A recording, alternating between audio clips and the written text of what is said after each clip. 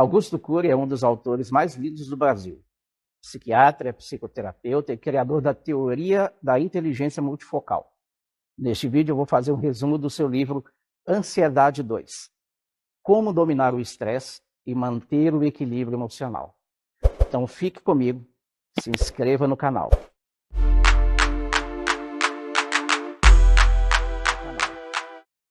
Hoje, crianças de apenas 7 anos possuem mais informações do que imperadores romanos ou filósofos da Grécia Antiga. Apesar disso, a sabedoria não acompanha o volume de informações e vivemos em uma sociedade cada vez mais estressada. O autor explora estratégias para que cada indivíduo se torne um gestor da própria psique e assuma o controle da sua saúde emocional. Ele diz: o pior escravo não é o algemado por fora, mas aquele que não é livre por dentro, o que está encarcerado em sua própria mente. Uma pessoa bem resolvida e relaxada pode impactar positivamente os outros. Contudo, se alguém se desamparar, não há apoio externo para preencher esse vazio. Além disso, o amor saudável também exige maturidade emocional. O autor lembra: um ser humano não deve se relacionar com outra pessoa para ser feliz. Ele precisa ser feliz e bem resolvido primeiro, para depois irrigar a saúde psíquica de quem ama. Gerir a mente é, acima de tudo, proteger a mente. Ansiedade saudável e ansiedade doentia. A ansiedade é um estado natural saudável, essencial para a sobrevivência, pois nos mantém atentos e adaptáveis. No entanto, quando os sintomas negativos se tornam constantes e intensos, ela se transforma em ansiedade dolorosa, impactando gravemente a qualidade de vida. Tipos de fobia. Fobias: síndrome do pânico, transtornos obsessivos compulsivos, transtorno de ansiedade generalizada, síndrome de Burnout, síndrome de pensamento acelerado, PIB, sintomas do padrão inalcançável de beleza. Esses são alguns tipos de ansiedade. Em todos os tipos de ansiedade existe participação de fenômenos inconscientes que controlam pensamentos. Tais fenômenos foram estudados dentro da teoria de inteligência multifocal. De acordo com essa teoria, não construímos pensamentos apenas porque queremos, como uma decisão do eu. E se o eu não pode produzir pensamentos em uma direção lógica, os demais fenômenos poderão fazer isso por ele, provocando diversos níveis de tipos de ansiedade, dependendo da qualidade ou da velocidade dos pensamentos produzidos. O grande desafio do eu é educar-se para gerenciar a ansiedade iniciada por esses fenômenos. A sua meta é sair da plateia, da condição de espectador passivo e subir ao palco para dirigir o script da sua própria vida, ter autocontrole, pensar antes de reagir, abrir janelas para dar respostas inteligentes. Diferença entre estresse e ansiedade. Embora a ansiedade e estresse sejam interligados, eles possuem diferenças importantes. A ansiedade é um estado de tensão psíquica, enquanto o estresse é o estado de tensão cerebral. Ambas podem ser saudáveis em níveis moderados. O estresse é um mecanismo fundamental de preservação da espécie. Sob ameaças, o organismo contra-ataca ou se esconde. Quando o estresse ultrapassa limites saudáveis, se torna doentio. Por exemplo, sobre pensar constantemente no futuro. Sofrer de vez em quando pelo que ainda não aconteceu é saudável, mas sofrer todos os dias se torna intolerável. O homem moderno se transforma em seu próprio predador. Vamos falar de gatilhos da memória. Gatilhos da memória são copilotos da aeronave mental. Um dos conceitos centrais do livro é o papel dos gatilhos mentais, da memória e do alto fluxo na construção de pensamentos. Os gatilhos são ativadores inconscientes que podem abrir janelas na mente. O processo de construção de pensamentos, de formação do eu como líder da psique, passam pelo conhecimento dos gatilhos, da memória e do alto fluxo, que são fenômenos inconscientes. Os gatilhos da memória, por exemplo, têm sua funcionalidade prática e todo momento são acionados. Porém, podem perder sua funcionalidade saudável. Por exemplo, quando abre janelas killer e leva a interpretações anacrônicas, superficiais ou até preconceituosas do momento ou circunstância, ou até mesmo de pessoas, com base nas memórias, na interpretação dessas memórias. O desafio, então, é aprender a reescrever essas memórias, superando os traumas sem deletá-los. O processo de construção do pensamento tem suas armadilhas, causadas em grande parte pelo desequilíbrio. Uma coisa é o desequilíbrio do processo construído dos pensamentos e das emoções. Outra é o desequilíbrio do gerenciamento do eu nas nossas reações, atitudes e respostas. Esse último é doentio e expressa a inabilidade do eu como gestor psíquico.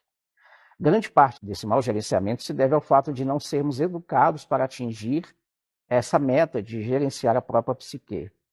Em muitas ocasiões, acabamos por mau gerenciamento, nos cobrando mais do que deveríamos, elevando a exigência a nós mesmos. E sem perceber, estamos sabotando a nossa tranquilidade. Vamos falar de alto fluxo, fonte de entretenimento. O alto fluxo faz uma varredura inconsciente, aleatória, não programada dos diversos campos da memória, produzindo sentimentos, imagens mentais, ideias, fantasias, desejos e emoções. A sua meta é ser uma fonte de entretenimento, e em muitos casos o ponto de partida para a atuação dele são as janelas abertas pelo gatilho da memória. Um gatilho dispara, abre uma lembrança que gera um fluxo de pensamento baseado nessa lembrança. As janelas de memória, por sua vez, são territórios de leitura, num determinado momento existencial. Eles representam regiões da memória em que o eu, o gatilho e o alto fluxo, assim como a âncora da memória, podem se nutrir para construir pensamentos. Existem janelas neutras, que contêm bilhões de informações neutras, com pouco ou nenhum conteúdo emocional, como números de telefone, endereços, alguns conhecimentos que adquirimos na escola, etc. As janelas neutras, obviamente, são importantes e existem com propósito definido. Porém, este lado desprovido de emoção, é um lado mais racional, tem seu limite saudável. Quem é excessivamente racional tira o oxigênio do lado emocional do ser humano e se torna, portanto, uma fonte de estresse para quem ele ama. Ele perde o controle e leva para o outro lado também perdeu o controle. Outros tipos de janelas são janelas killer, que correspondem a todas as situações traumáticas que as pessoas vivem ao longo da vida e registram esse conteúdo emocional angustiante, fóbico, tenso, depressivo dessas janelas. Elas matam e asfixiam o controle e a liderança do eu. Elas são usadas também pelas forças externas, como pessoas que querem mudar ou controlar os outros, criando janelas killers nos outros. Eventos traumáticos, memórias ruins que são construídas com base em outras pessoas podem atuar dessa forma também. Cada um de nós tem o poder apenas de piorar o outro, mas não de mudá-los, é o que o autor deixa claro. Mentes agitadas. Uma mente hiperacelerada não é necessariamente uma mente produtiva, pelo contrário. Essa resolução constante muitas vezes gera preocupações infundadas, medos irreais e a incapacidade de viver plenamente o presente. Para o autor, nosso maior algoz é frequentemente o nosso eu imaturo e despreparado, que não sabe usar as ferramentas para controlar o estresse. Mentes agitadas criam paranoias, exageram e sabotam o prazer de viver. Profissionais bem-sucedidos são seletivos, organizam informações, filtram estímulos, enquanto mentes estressadas absorvem tudo sem gerenciamento, causando esgotamento. O nosso maior algoz, então, é frequentemente nosso eu imaturo. Dessa forma, precisamos aprender a amadurecer e gerenciar o nosso estado psíquico. O ato de pensar nos torna homo sapiens. Já o ato de pensar sem gestão nos torna homo sapiens aterrorizados. Na agitação da mente, não percebemos que o nosso maior inimigo não está fora, mas dentro. Nos tornamos autodestrutivos porque abrimos mão de liderar a nós mesmos. Mentes agitadas trazem preocupações, criam fatos que ainda não existem. Devemos pensar no amanhã apenas para termos um objeto, para criar uma estratégia, para superar conflitos, para solucionar problemas. Mas quando vivemos trazendo o amanhã para a nossa existência hoje, isso não se torna saudável. Nós fazemos com isso nada mais do que agredir os territórios das nossas emoções, deixando ele à mercê de fantasias e fobias e problemas que ainda nem existem. Fazemos das nossas emoções terra de ninguém e abrimos mão de controlar ou de participar dele. Na verdade, nada é tão eficaz para controlar o estresse quanto a autodescoberta, a domesticação de nossos fantasmas mentais, a reciclagem dos nossos medos, o gerenciamento das nossas emoções. Ter aquele romance com a saúde psíquica. Consequências da falta de controle do estresse. Mentes estressadas mendigam o pão da alegria. Elas precisam de muito estímulo para ter prazer e ter alegria. Muitas vezes elas não conseguem ver e valorizar o que têm. E mesmo tendo, em alguns casos, mais do que o necessário para ser feliz, acabam vivendo a dor constante e, em último estágio da dor, vivem a depressão.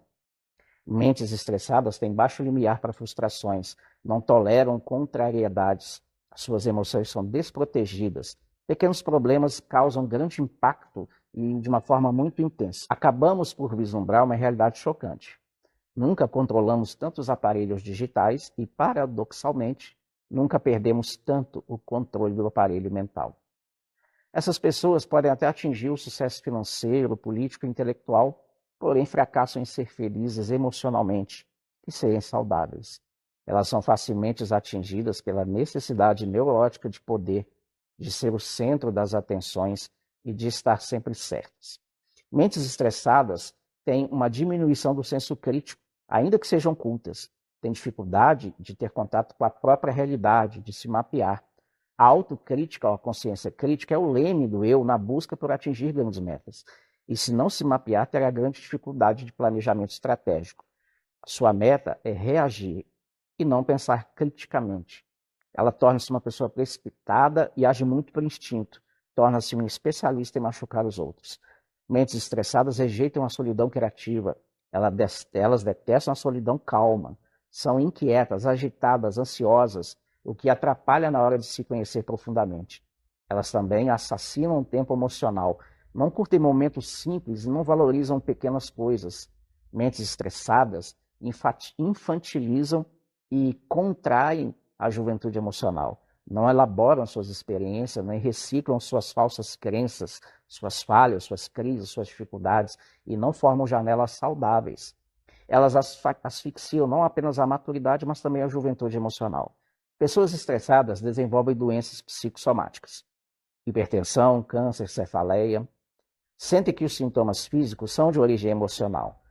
Então são obrigados pela força da doença a admitir o grito do corpo, gritando por um gerenciamento, por um cuidado. Ferramentas para controlar o estresse. Na verdade, nós não fomos treinados desde cedo, ou mesmo tarde, para controlar o estresse, e por isso temos falhado.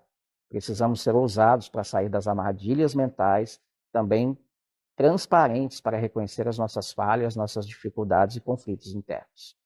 A copa das árvores não revela as raízes fincadas na terra. Uma forma de pensamento que pode ajudar é o antidialético, pois essa forma é sempre livre e fomenta a imaginação. Embora o risco das mentes imaginativas é nunca colocar os pés no chão, e o risco das mentes lógicas é nunca se arriscar até as alturas e ver o mundo de uma outra perspectiva. O autor conta também experiências pessoais de busca pelo autoconhecimento, solitude, poder da disciplina e como passou por vales áridos de estresse. Fala sobre líderes estressados, deixa claro que os líderes só são descobertos nos vales dos estresses. Os vencedores certamente são imperfeitos, mas também são ousados. Eles não se intimidam, não perdem o foco. Não se tornam surdos para comentários pessimistas ou alienados, mas decidem firmemente não gravitar à órbita das dificuldades. São de fato os pilotos das suas próprias mentes. Se fortalecem, se reinventam, começam de novo. Aprender coisas novas são o motivador poderoso para a realização dos seus sonhos, seus projetos de vida e que relacionam a própria existência, pois eles sabem que boas intenções não bastam. Eles aprendem rapidamente que os sonhos precisam de disciplina, que a disciplina precisa de foco, foco precisa de estratégia, e estratégia precisa de escolhas, e as grandes escolhas sempre implicam em perdas notáveis. Sonhos sem disciplina produzem pessoas frustradas. Ele fala sobre o eu como grande gestor do estresse. Sem gestão da psique não há metas claras. O eu precisa ser equipado e treinado para proteger as emoções, dar um choque de lucidez nos pensamentos, deixar de ser vítima da história e das suas limitações. Se estudarmos os papéis do eu e potencializarmos suas habilidades, teremos maior possibilidade de desenvolver aspectos da inteligência emocional e da saúde mental. O eu precisa assumir o gerenciamento e proporcionar um ambiente saudável para melhores escolhas, que vão levar a um destino melhor. Não se trata de acaso, se trata de gerenciamento. Afinal, o indivíduo não adoece apenas por atravessar vales de traumas e privações, mas ele também adoece porque é um gestor ineficiente da sua própria mente.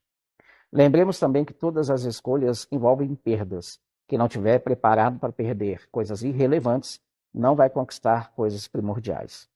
Não vamos conquistar se não aprendermos a perder o que for necessário. Perdemos até mesmo o escape de jogar a culpa de nossas mazelas nos outros, pois para gerir o estresse precisamos assumir o controle, tomar posição que é nossa e reconstruir a nossa história. Se eu culpo os outros, eu espero então uma reparação dos outros que nunca vai acontecer.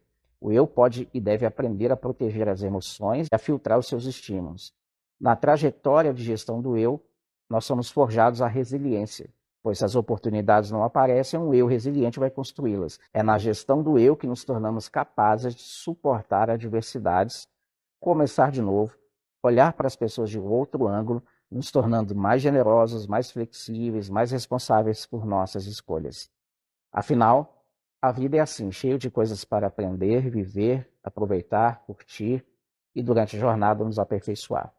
Na vida podemos experimentar algo de bom, algo a mais, se estivermos dispostos a gerenciar a nossa vida. Afinal, quem quer o brilho do sol tem que cultivar habilidades de superar tempestades. A vida é um grande contrato de risco, cheio de aventuras e imprevisibilidades. O que vale a pena não vem de graça, e a única certeza que temos é que não há certezas. Nos tornar mais como as águas e menos como o vidro vai nos poupar a alma e o espírito. Vamos continuar seguindo o fluxo da vida, mas sem nos quebrar, sem nos estilhaçar. Afinal, os estímulos estressantes sempre vão existir. O que vai fazer diferença é o que fazemos com eles. Então, pessoal, é disso que se trata esse maravilhoso livro. E eu convido você a ler e a ler outros livros desse brilhante escritor, Augusto Cury. Se você gostou desse vídeo, compartilha, manda para aquela pessoa que você quer incentivar a prática da leitura. Se inscreva em nosso canal, beleza? E até semana que vem, mudando vidas, página por página.